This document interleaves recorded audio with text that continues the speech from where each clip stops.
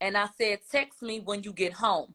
So now we have somebody else corroborating that she did leave that residence the first time with Quan and Kelsey, and it was just those three. He said, if someone said that you weren't there when they left, at the time that they left, would that be true? He said, no. This is a direct shot at Megan, who made those claims. She rode with Tory because EJ was gone. That is not true, because EJ packed your ass up and made sure that you were in the car. Okay? EJ said, it actually irritates me that someone would say that I left, because I would never do that. Came with me, you leave with me. He only moved the bags because that's what she wanted to do. And he don't leave bitches behind that he fuck with. He said, so that made him very irritated, okay? He said, so I knew that once Megan had made a sly remark that it was time to go. He said, I've been knowing Kylie. He said, I even hit T. Ferris up via text and told him it's time for us to go. He said, when Megan made a sly remark to Kylie, I was already on alert. Huh? What was the remark? You want me to jump to the remark? He ain't said at that point.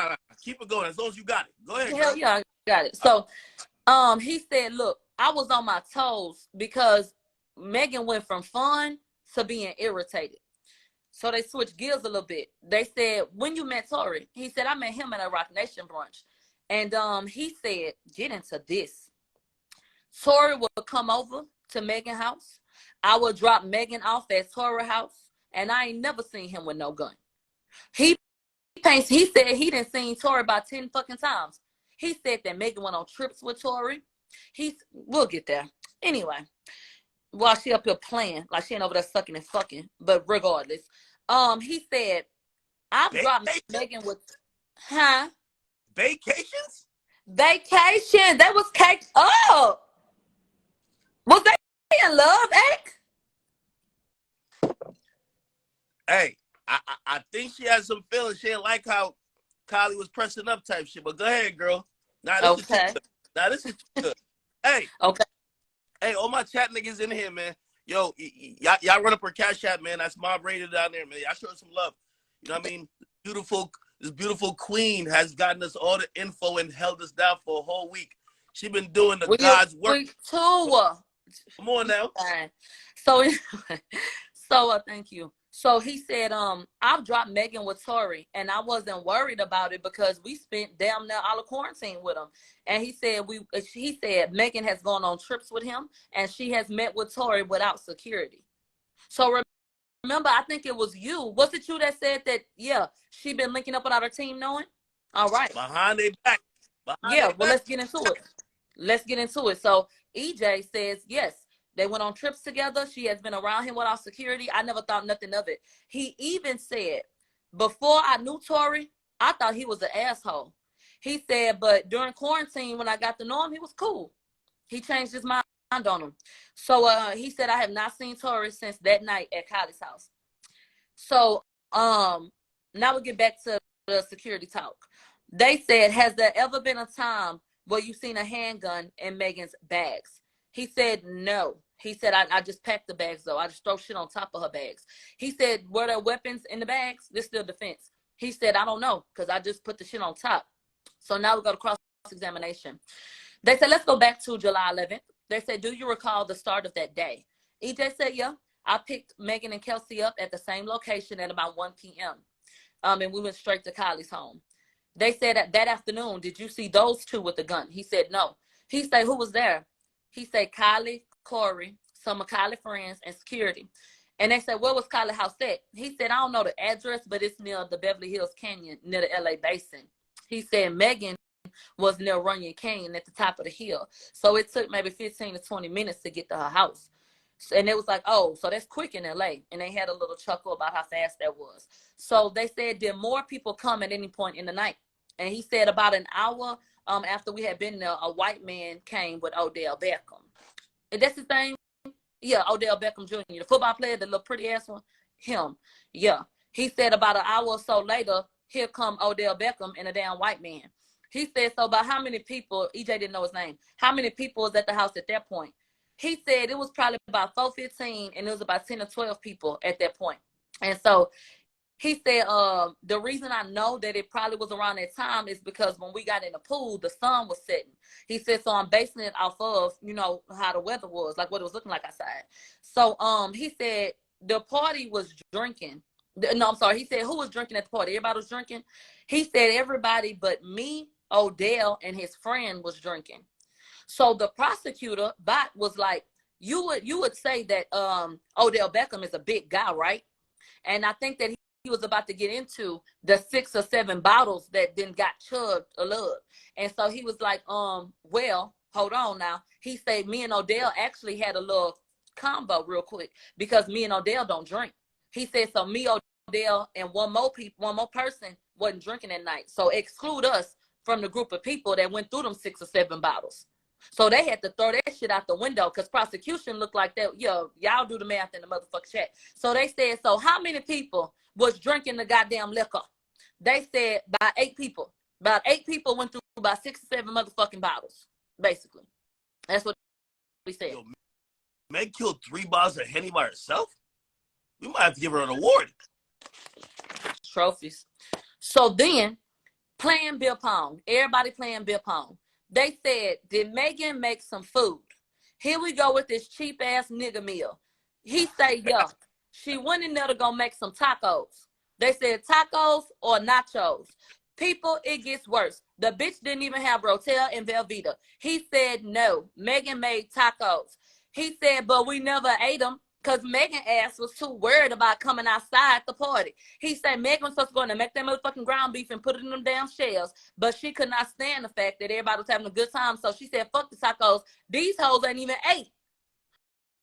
So then they said Kelsey passed out about a few hours into the party. He said, so everybody was just talking and drinking, right?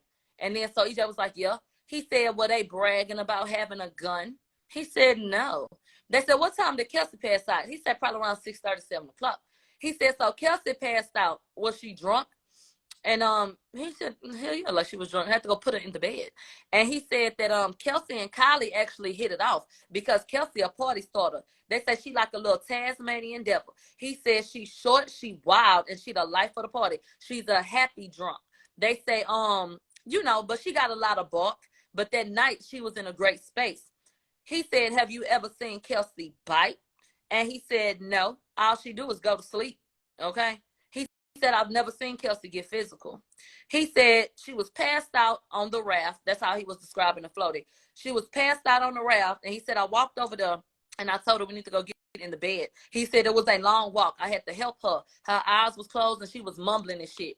They asked him to describe the room that Kylie had for them. And you know this a rich ass bitch. He said the room that Kylie gave us was on the far left side of the damn house. And the room had a bed, a patio, and a damn living room. So basically, Kylie done gave them a motherfucking apartment. Basically. Huh? A big ass suite.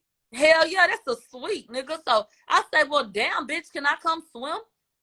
So anyway, he said, I put Kelsey in the bed and she had on a swimsuit. He said, so when Kelsey woke up, she was more aware and she put on some dry clothes. He said, Kelsey was probably asleep like about an hour and a half, 2 hours. He said, so that's when everybody got back in the pool. He said, was Tory there at that point? He said, yeah. He said, Tory came along. He said, and I knew him enough to say that he was familiar.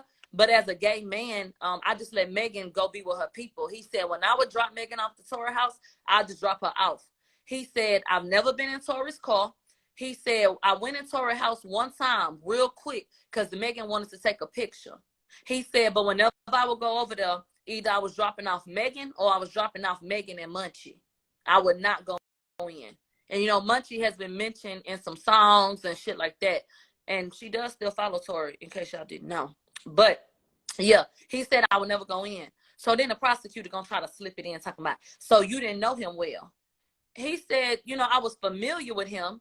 And, you know, he said me and T. Ferris and Justin felt comfortable with Megan going with Tory. He said those 3 people felt comfortable.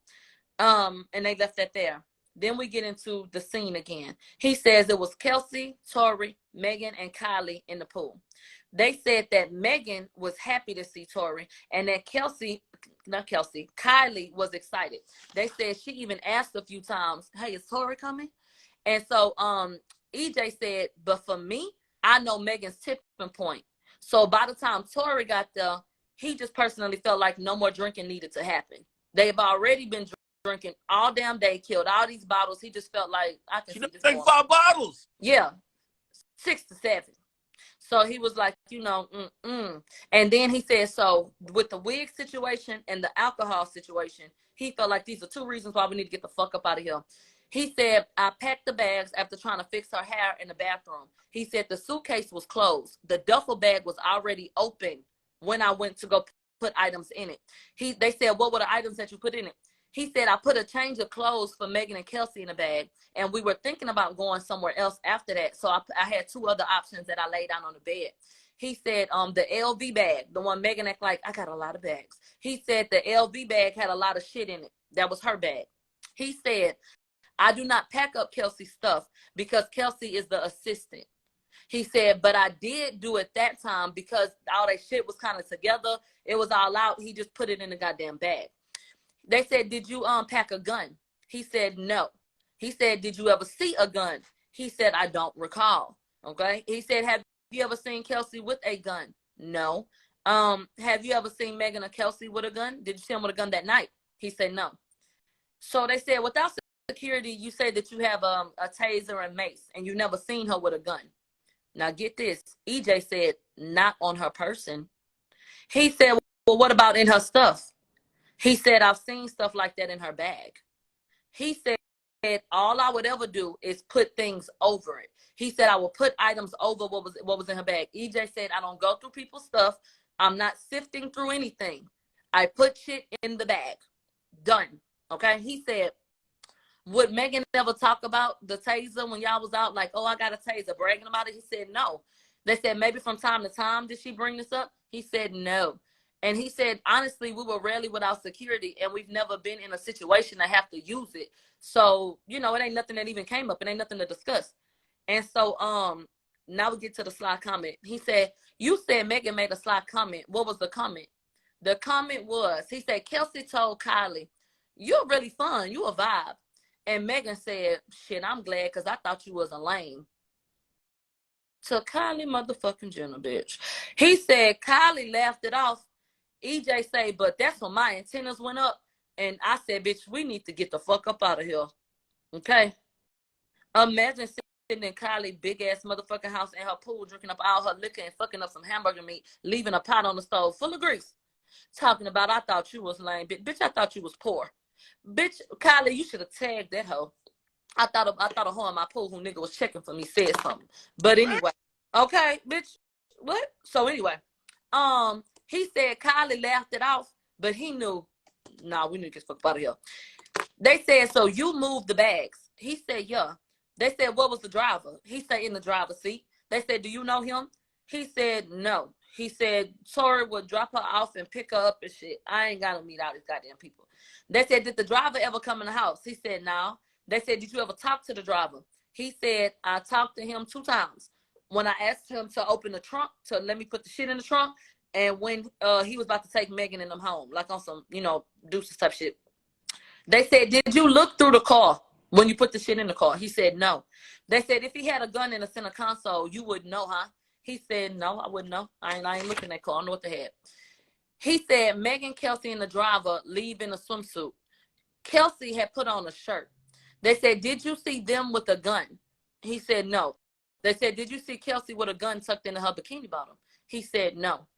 He said, in your experience with other celebrities, do security guards carry guns? They objected. They come back to when Kelsey left the first time, how was she? EJ said she was faded, but she was more coherent than Megan. He said, for example, if I told Kelsey, come on, let's get in the car, Kelsey, after she done woke up after being drunk, got in the car. He said Megan ain't following no instructions. That's how fucked up she is. Okay. They said, you said that Megan handled her liquor well. Didn't you tell us that earlier? He said, yeah, Megan handles her liquor well. I didn't have to walk her to the car or nothing. He said, but Megan was loud and aggressive. And then he made a very important statement. He said Megan had no shoes on. So when we're thinking about ways that bitches could have got injured, he said Megan did not have any shoes on at the time. He said Kelsey did because she was more prepared to leave. Remember, Megan didn't want to go. So she's in the pool. He Okay, said, so she was just bare hoofing it, right? The yeah, hoofs were out. yeah, Gotcha. yeah. Gotcha. So Gotcha. they said Megan left with the driver and he followed. He said the only time he ever saw Kelsey after that was at a concert, and they had a quick little "hey, how you doing" type of situation and moved on. He was working at the time, nothing serious, nothing deep, and he's only seen Megan at events since then. Okay, let's go back to the redirect. So now we got the defense speaking with him. They said, you said that you don't pack Kelsey's stuff up, right? He said, right. They said, so you don't know what Kelsey had in her bag? He said, no. He said, did Tory have guns in the trunk? He said, no. They said, did Tory have a gun on him in his swim trunks? EJ said Tory had on his drawers. He said, no, his swim trunks. He said, no, Tory had on his drawers. Wait, hold on. What? He said Tory did not have on swim trunks. If Tory would have had some on his body, he would have seen it, because he said Tory had his drawers on, his boxers, dick print all the fuck out. Okay, he didn't have on no damn swim trunk. Maybe he put them back on, but when they got back in the car. But he had on his fucking drawers. Okay, he didn't strip down to the drawers. So they had a little laugh about that in the courtroom. They said, do you know what was in the bag? He said, I only know what I put in the duffel bag. I don't know nothing else that was packed in that hole. He said, Jaquan, is that Tory regular security? He said, I've seen Tory's regular security. That wasn't him. Jaquan is not his regular security. And so he said that Kelsey was drunk before she went to sleep. And when she woke up, she was still drinking, but he felt like she was just more coherent. He said Megan is a different person when she gets past a certain threshold of drinking. And he said, I quote, Megan is a different person when she's past faded. They said, was she past faded that night? He said, yes. Okay. 5 bottles of Henny still do it to you. 6 or 7. It might do it Plus to you. more, okay? So then they bring up the evidence photos that show us the vehicle so we can see the luggage and the Louis V bags. They said, EJ, is this the luggage that you put in the car? He said, yes. He said, is this the LV bag that you put in the car? He said, yes. Now get into this shit. He said, and let me tell you, the bags were in the behind the driver's seat. So, where people sit on the second row, that's where the bags were. They asked EJ, is that where you put that luggage? EJ said no. He said, so the luggage has been moved. EJ said yes. EJ said, I put the bags in the trunk. They said, did you put these bags in the back seat of the car? He said, no, I put them in the trunk. They said, about how many times have you seen Tory? He said, probably about 10 times. They said, have you ever seen Tory with a gun? No. Have you ever seen Tory talk about a gun? No. They said, has Megan ever told you that he carries a gun? He said, no. Now we got a recross. So we got the other side, you guys. They said Megan took, security for armed protection, right? He said, I don't know. They had an objection. Move on. They said, have you ever looked through Tory and Jaquan's items? Did you look through them in the car? He said, no. They said, did you feel safe with Tory having been with Megan? He said, yeah. They said, did you feel it safe having Tory around Megan as you would feel with Kelsey around Megan? He said, yes. And to me, that says a lot, because Kelsey is like a sister to her. This is her best friend. This is her assistant. This person has a lot of trust. So if EJ gonna say, me, Justin, and Ferris trusted Tory with her, even without security, to me, that says a lot. They said, have you ever seen him with a gun or talk about a gun? He said, no. The prosecutor had the nerve to say, have you seen Tory's gun tattoo?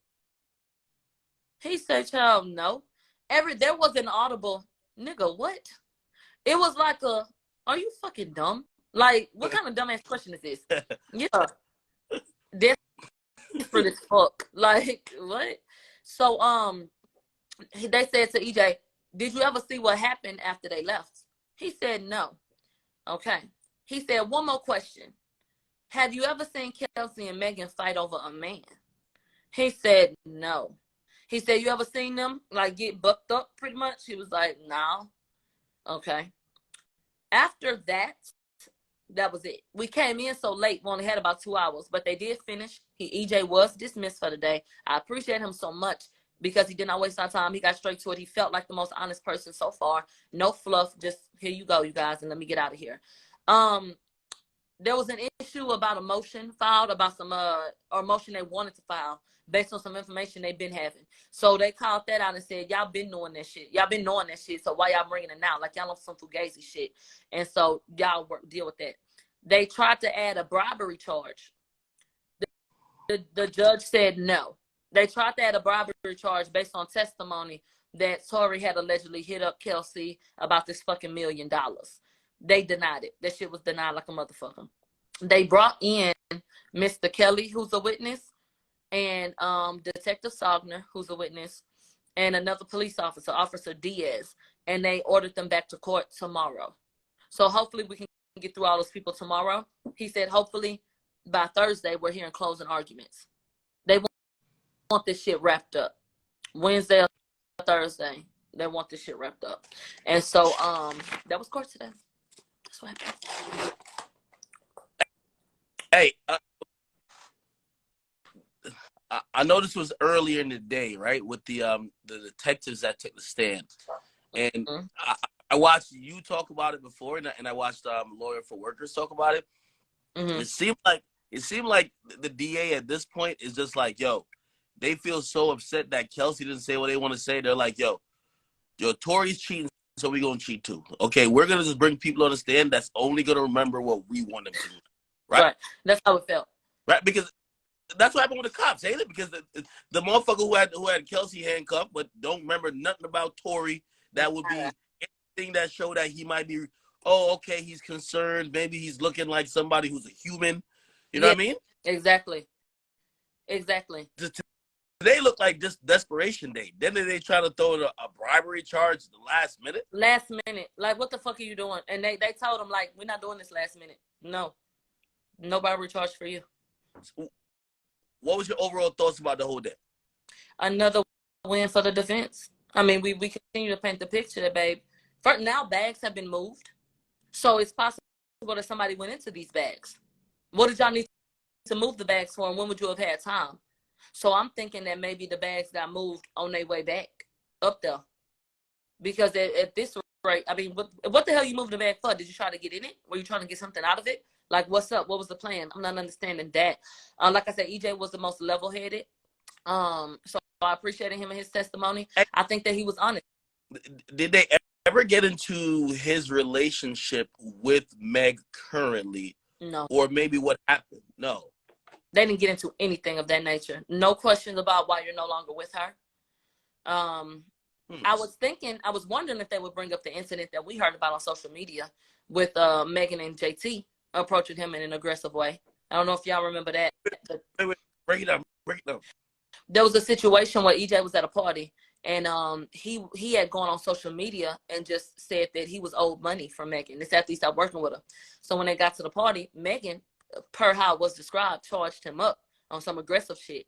And that JT came up to defend her and was pressing him as well as a grown-ass man. Now, had he hauled off and knocked out both of their asses, it would have been a problem. But y'all up here addressing grown-ass men like them not niggas. Another conversation for another day. But, yeah, it wasn't. And then JT's stance was, well, I don't feel like he should have went to social media about it. She didn't like that he did that. And it's something that kind of tapered off by the wayside. But I was thinking, that they would bring that up because it speaks to the damn aggression and how she be acting. When he's sitting up here saying that she gets aggressive when she gets past faded, I wish that they would have dove into that.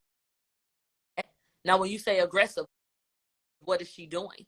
And this ain't no little bitch. So when we're talking about a bitch that's almost 6 feet and not even thin, we have a very curvy, well, not necessarily curvy, but a thick, heavy, a solid.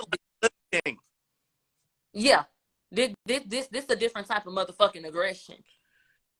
Hey, so you said one instance of that maybe that passive, like everybody knows. If you drink, I drink all the time.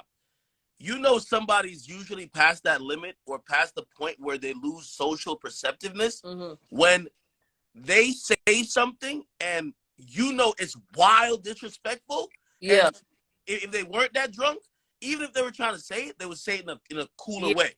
When you say some shit like, damn, I thought you was a lame bitch. Like, come on now. It's Like, time to go. Like that's one of those you look at her like, why would you even Right. say it like that? You know what I mean? That's how he described it too. He said, I've been knowing Kylie, and I just feel like at that point, no. He said she did laugh it off, but I was like, no, it's time to go. And he texted T. Ferris and said, it's time for us to go. I guess trying to maybe get him to reach out to Megan and say, come on, let's go.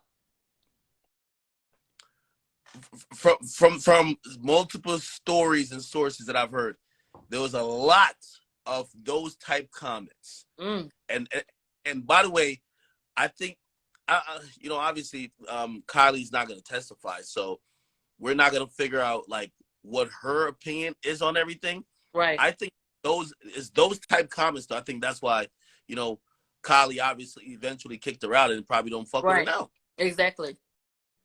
Because what did she say when she went back? And because EJ, he didn't speak to that. What is this incident that took place that led to Kylie saying, get the fuck out of here? I wish they had asked EJ, at least, in his own opinion, if she felt like Meg was getting more aggressive, not only with more alcohol that she was drinking, she on a fifth bottle, but maybe she was also getting a little bit more aggressive after watching, Tory and Kylie interact.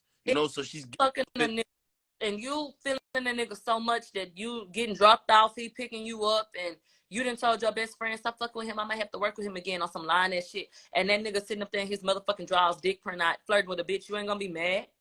No, Tory was gonna get up out that pool. Nigga, what the fuck? I would press that. The fuck is you doing?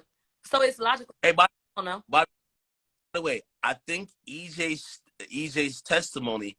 Remember when Meg admitted that she fucked Tory, right? Yeah.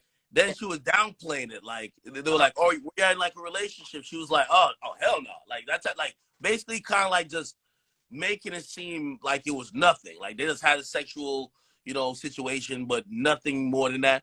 Right. Hearing from EJ, it seems like not only was this shit frequent, you're not taking a fuck buddy on vacations. You feel me? Like, you know what I mean? If this is some shit you do, like where you extra bored, y'all not going on vacations, y'all not spending that much time together, right? Because Meg downplayed all the time they spent together. Definitely and downplayed him and Kelsey's relationship, knowing that she hooked them up. But yes.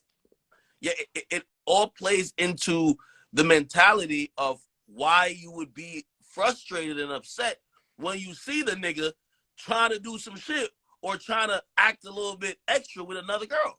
Right. You know what I mean? Right. You fuck with me the long way. So what's up? Yeah. And it's so she felt so comfortable having her stylist and shit drop her off and he picking up because she knew Kelsey wasn't in town.